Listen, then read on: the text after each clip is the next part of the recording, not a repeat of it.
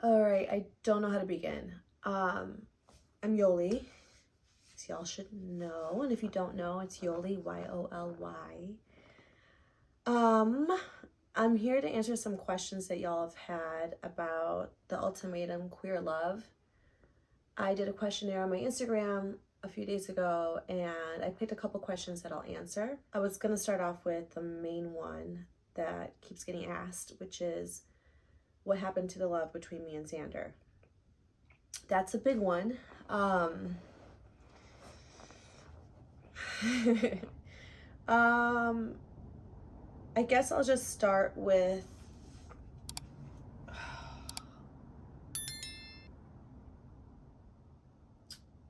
I'm not an actress. None of us are actors. Well, not that I know of. Oh, what's going on with my lash, dude? I'm getting my lashes done right after this. Anyways, all right, back to Xander. We weren't scripted. There were prompts. I normally wouldn't sit down on a first date and just be like, do you want kids? How many? Who's staying at home? How are we schooling? I'm not doing that right off the bat. Although maybe now I will, actually. But at the time, I wouldn't. So there are prompts. Like the producers do then say, like, ask about children, ask about marriage. Like, they try and nudge the conversation to be centered towards the goal. So what you saw and felt, so many of you saw and felt. I got so many messages of people like just crying over the relationship between me and Xander. That was real. On my end, I'm gonna speak on my end.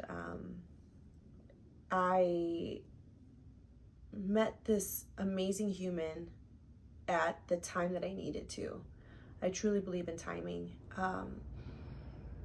We were going through such a crazy time during filming. Like, you get there and then now I'm broken up with the person who I've been with for 3.5 years and who I want to marry, which is weird because you're like, I just saw you yesterday. And we both just wanted the same things. We both wanted a partnership and marriage, and like just not just like a marriage though, right? Because everyone's marriages are different. I don't want to be in everyone's marriage. That's not goals for me. But we just wanted very similar things, and just like there was so much chaos around that the peace and like gentleness and love that came from being around each other was so needed, and I'll forever be grateful for that. I don't know how I would have survived or like mentally and emotionally had I not had Xander during that time. And we brought it out of each other too. So when I was saying goodbye to Xander, it was probably the saddest thing it was just so sad.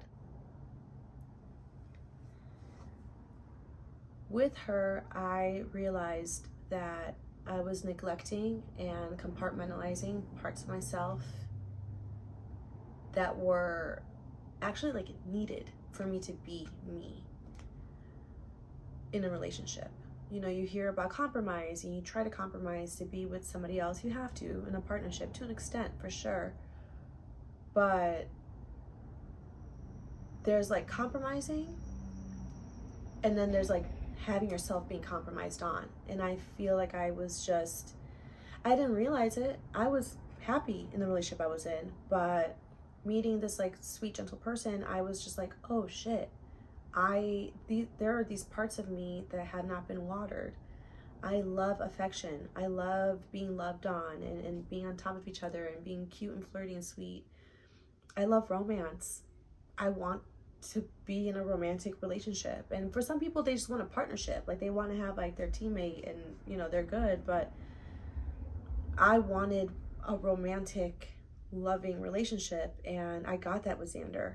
I got the sweet notes, and I got it was just what I needed.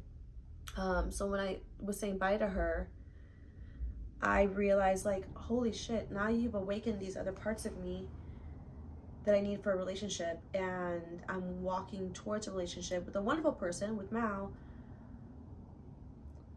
who I wasn't watering that with. And that's not on Mal, that's on me. I chose the partnership I chose.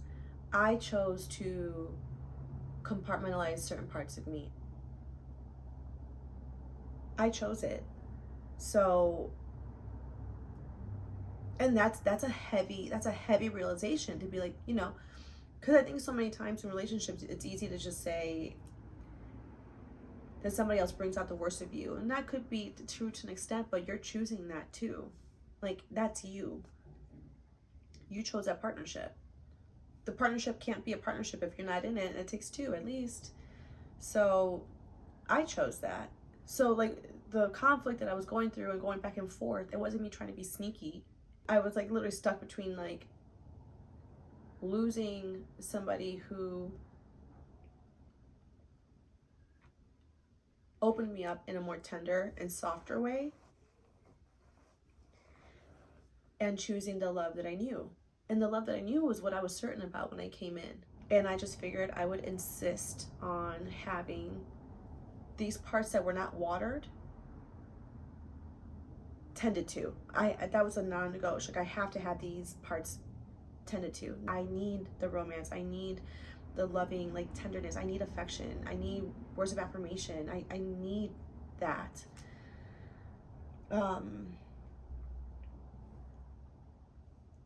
After we filmed, we went our separate ways.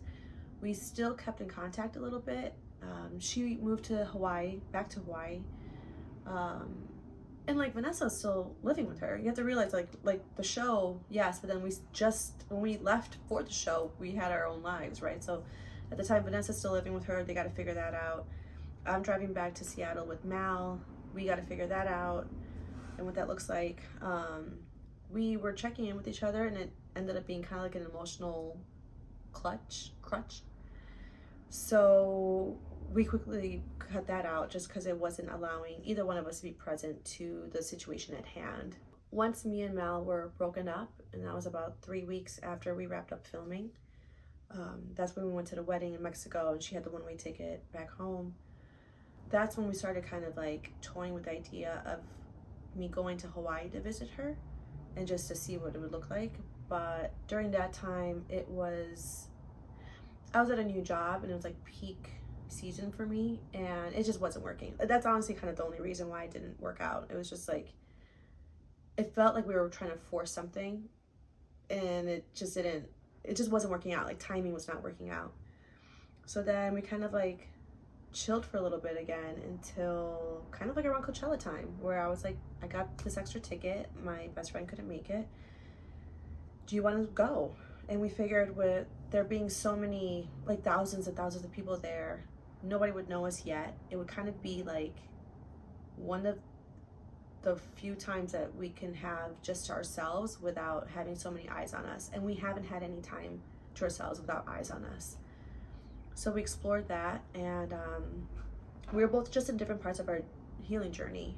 I know for me, I was guarded. I was super guarded. I am still going through the emotional turmoil of a breakup of 3.5 years.